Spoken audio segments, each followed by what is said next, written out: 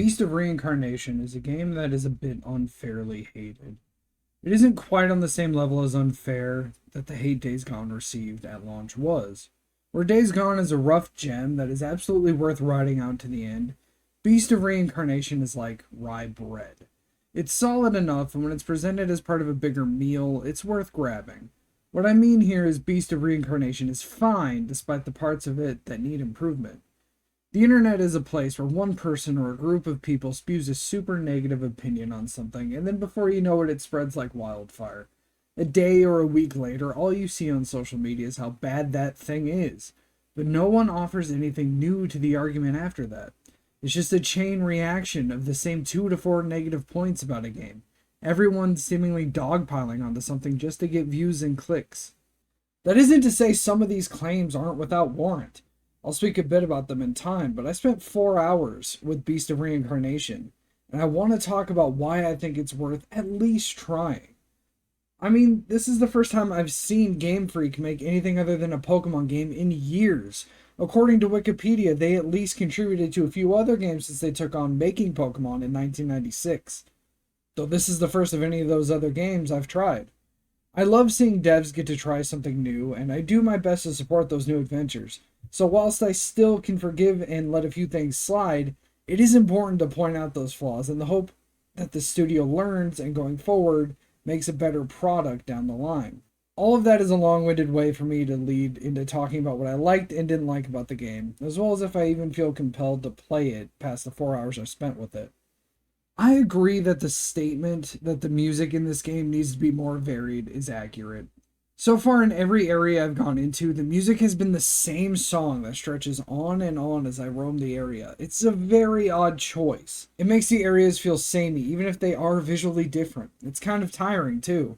I liked the song at first, but I would really like to hear something else as I wander around. It does change up a little bit during cutscenes and during some fights, but you're going to hear the same song quite a bit. Beast of Reincarnation can be a bit repetitive in a few ways. It very loosely fits into the Souls-like genre, though it rests more on the action RPG side. Each location has a set number of bonfire-like shrines to sit at and level up your character, access a skill tree, things of that nature. The combat is something I have mostly positive feelings on, so we'll hold off on talking about it at the moment. So far in each area, I've needed to go to a location. When I get there, there's some sort of door that needs a set of keys before I can proceed on whatever massive enemy, or Nushi, as this game calls them.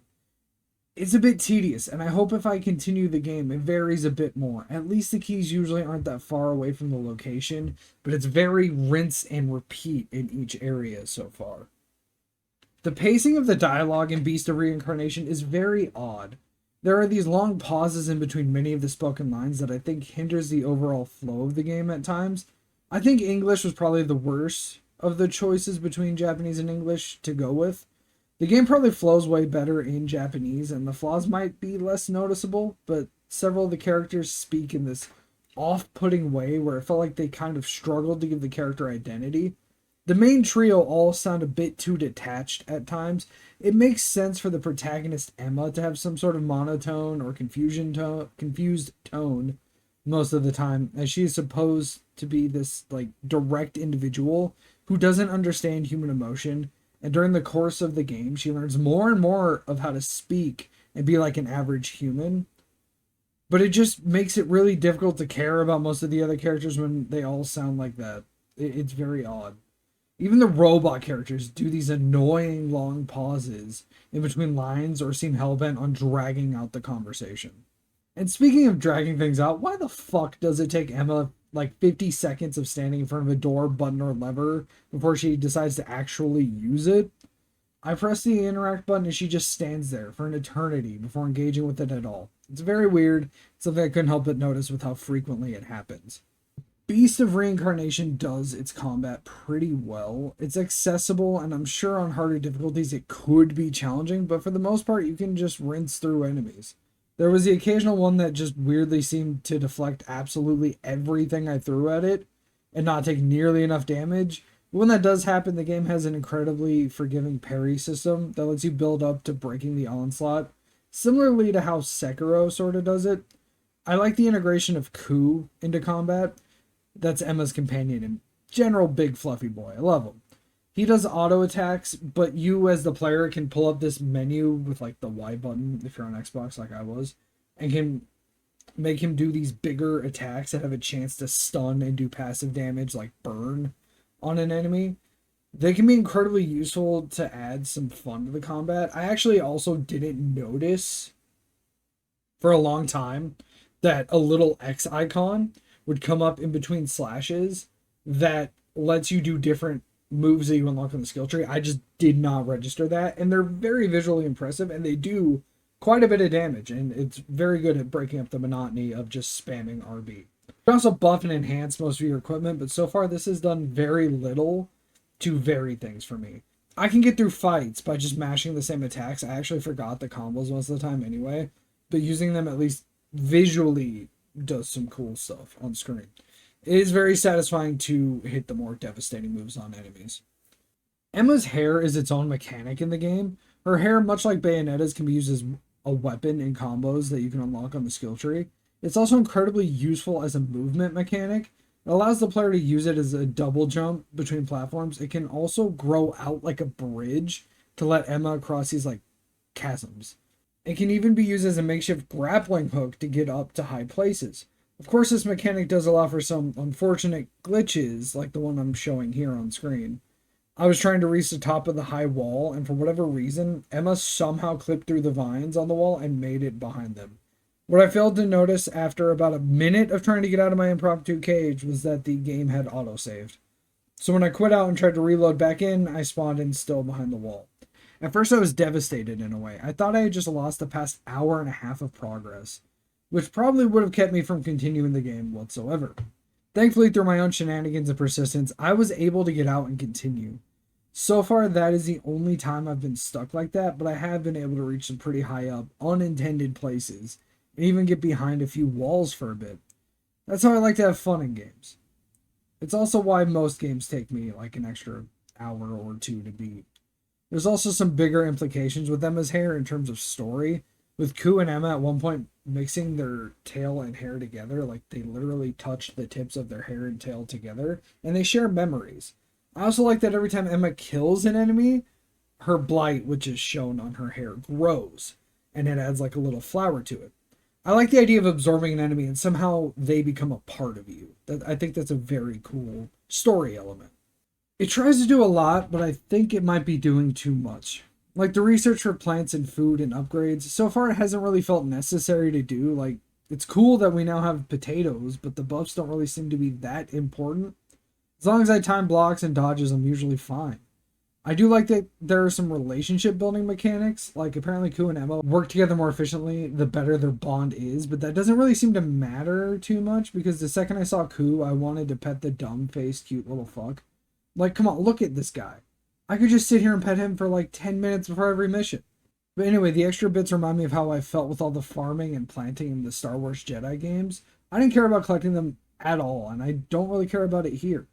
This is also just an idea that hit me as I was writing this, but I kind of do like having a marker on screen telling me where to go. And that's my one complaint with a lot of Souls games is lack of general direction, which, yes, I know can be argued that most Souls games are designed to kind of funnel you eventually to a big boss fight and then move on. It can be really easy to get lost in a lot of Souls games. And Beast of Reincarnation combats that with big, ugly markers on screen. Yeah, that helps, but it's distracting, and it pulled me out of the game a bit. I wish this game had gone the Ghost of Tsushima or Elden Ring route of guidance. In Elden Ring, you see these wisps in the air that kind of guide you to the side of grace, and those are generally laid out in a way to help you progress or get a sense of direction, which is nice. The Ghost of Tsushima route, I think, would have worked perfectly here. In that game, Jin is guided by the wind, so the wisps of the air that blow around him guide him to objectives, even ones you set as a marker yourself on the map.